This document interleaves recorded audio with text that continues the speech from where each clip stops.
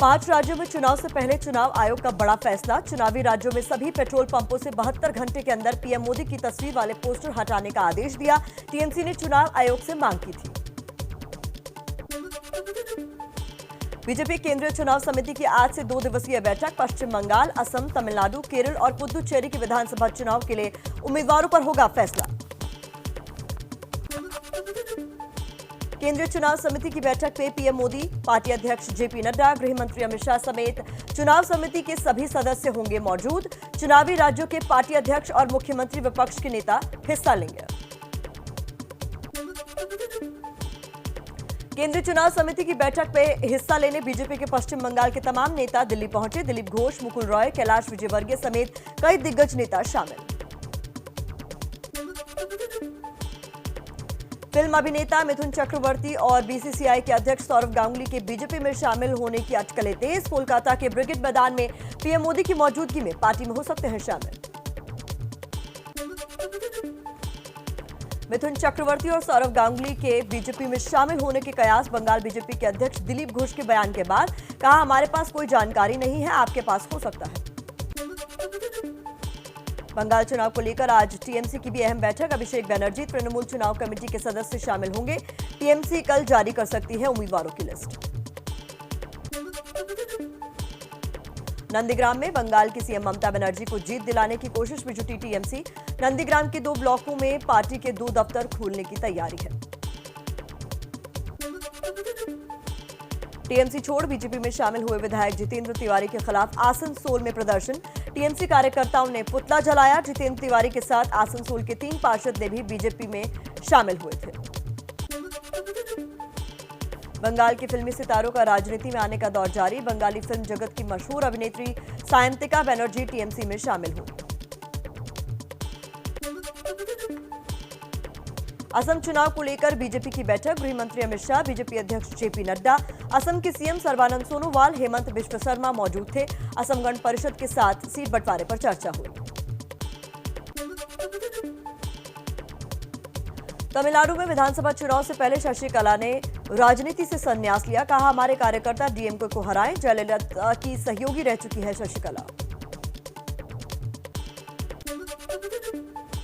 RSS को कट्टरपंथी बताने वाले राहुल गांधी के बयान पर सियासत तेज हो गई है। प्रकाश जावड़ेकर बोले, संघ लोगों में देशभक्ति जगाने वाला संगठन, राहुल को समझने में वक्त लगेगा। राहुल गांधी के इमरजेंसी वाले बयान पर एमपी के सीएम शिवराज का बड़ा हमला। कहा, राहुल की ट्यूबलाइट कब जलती है उन्हें खुद नहीं पता। महाराष्ट्र के मंत्री और एनसीपी प्रवक्ता नवाब मलिक ने कहा, 45 साल बाद कांग्रेस ने इमरजेंसी को गलती माना। अब बीजेपी गुजरात दंगों के लिए माफी मांगे।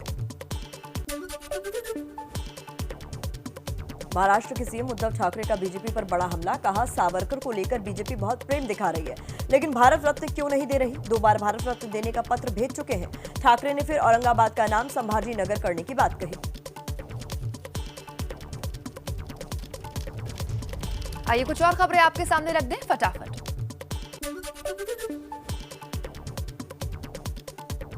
बीजेपी नेता देवेंद्र फडणवीस को सीएम उद्धव ठाकरे पर पलटवार। बोले, उद्धव ठाकरे ने हमारे सैनिकों का अपमान किया।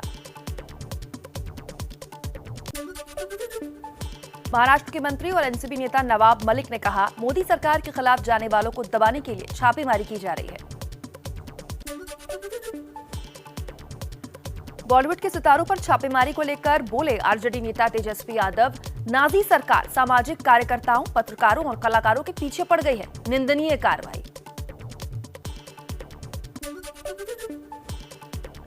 बॉलीवुड सितारों पर छापेमारी पर केंद्रीय मंत्री जावड़ेकर ने कहा, जांच एजेंसियां सूचना पर काम करती हैं, उन पर कोई दबाव नहीं होता, हमने संस्थाओं की आजादी नहीं छीनी।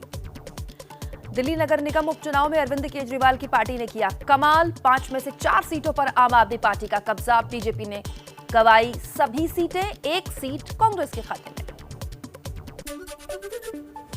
दिल्ली के सीएम अरविंद केजरीवाल ने कहा, राज्य की जनता हमारे 6 साल के काम से खुश है, अगले साल हम एमसीडी चुनाव भी जीतेंगे। बीजेपी ने नतीजों को आम आदमी पार्टी और कांग्रेस की मैच फिक्सिंग करार दिया। कांग्रेस से अलग होकर अपना भारत मोर्चा बनाने वाले अशोक तंवर ने G23 पर निशाना साधा। बोले G23 का मतलब है गद्दार, जिनकी हकीकत सबके सामने आ चुकी है। बीजेपी और जेजेपी पर भी तीखा हमला बोला। कर्नाटक की राजनीति में सेक्स सीडी से मचा बवाल। स्कैंडल में फंसे जल संसाधन मंत्री उमेश ने इस्तीफा दिया, खुद को निर्दोष बताया, कहा मामले की निष्पक्ष जांच हो। कर्नाटक विधानसभा का बजट सत्र आज से शुरू। पूर्व मंत्री रमेश जारकीहोली के कथित सेक्स टेप आने के बाद कांग्रेस कर सकती है हंगामा। मध्य प्रदेश विधानसभा में भी दिन की छुट्टी के बाद आज फिर बैठकी। सदन लव जिहाद विधेयक पर चर्चा होने की उम्मीद, कांग्रेस को बिल को लेकर आपत्ति। पंजाब विधानसभा में अकाली नेता विक्रम मजीठिया ने बोला, यूपी के डॉन मुख्तार अंसारी को पंजाब की जेल में रखने की सीबीआई जांच होनी चाहिए। अमरिंदर सरकार अंसारी को क्यों बचा रही है? 2 साल से चार्जशीट तक दाखिल क्यों नहीं की? बाहुबली मुख्तार अंसारी को पंजाब की जेल से यूपी ट्रांसफर करने की याचिका पर आज भी सुप्रीम कोर्ट में सुनवाई। मुख्तार अंसारी ने सुप्रीम कोर्ट में बनाए बहाने, कहा मुन्ना बजरंगी की तरह हत्या का डर। महाराष्ट्र के जलगांव में पुलिस वालों की शर्मनाक करतूत, हॉस्टल में लड़कियों के कपड़े उतरवाकर डांस करवाया, वीडियो बनाया। 1 मार्च का पूरा मामला है। जलगांव में लड़कियों के साथ पुलिस वालों की शर्मनाक करतूत पर महाराष्ट्र विधानसभा गरमाई। बीजेपी ने कड़ी कार्रवाई की मांग की। उद्धव सरकार ने 2 दिन में मामले की रिपोर्ट मांगी है।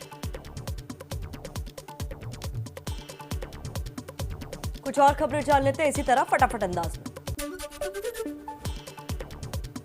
गुजरात के केवड़िया में आज से तीनों सेनाओं की कंबाइंड कमांडर्स कॉन्फ्रेंस, साझा रणनीति और तैयारियों पर चर्चा होगी। शनिवार को पीएम मोदी सेनाओं के टॉप कमांडर्स को संबोधित करेंगे। सूत्रों के मुताबिक केंद्र ने जूट की एमएसपी 275 रुपए प्रति क्विंटल बढ़ाकर 4,500 रुपए प्रति क्विंटल तय की। चुनाव आयोग से मंजूरी के बाद ऐलान कर सकती है सरकार। किसान आंदोलन को आज 99 दिन हो गए हैं। कृषि कानूनों को वापस लेने से कम किसानों को कुछ भी नहीं मंजूर। यूपी के मुजफ्फरनगर में आज फिर बीकेयू की महापंचायत। हरियाणा के हिसार में किसानों का महापंचायत में बड़ा ऐलान, कहा गांव में चेकिंग के लिए जो भी बिजली कर्मचारी आएंगे उन्हें बंधक बनाएंगे। आईएनएलडी नेता अभय चौटाला का ऐलान, किसानों के समर्थन में 8 मार्च से पूरे हरियाणा में प्रदर्शन करेंगे। पीएम मोदी को जिद्दी बताया, कहा बीजेपी हर मोर्चे पर फेल। एमपी के रतलाम में आज दिग्विजय सिंह की किसान महापंचायत, कृषि कानूनों की खामियां बताते हुए प्रदेश भर के किसानों को जुटाएंगे दिग्विजय सिंह, केंद्र और राज्य सरकार को घेरेंगे। अमृतसर के गोल्डन गेट से कल दिल्ली के सिंघू बॉर्डर के लिए निकलेगा किसानों का बड़ा जत्था। गर्मी को देखते हुए पंखे, कूलर और मच्छरदानी किसानों के लिए लाएंगे। आंदोलनकारी किसानों को ध्यान में रखकर लुधियाना के तरसेम और उनके पिता ने बनाई कई सुविधाओं वाली कैबिन ट्रॉली। इसमें एसी, पंखे, वाईफाई, कैमरे जैसी कई सुविधाएं।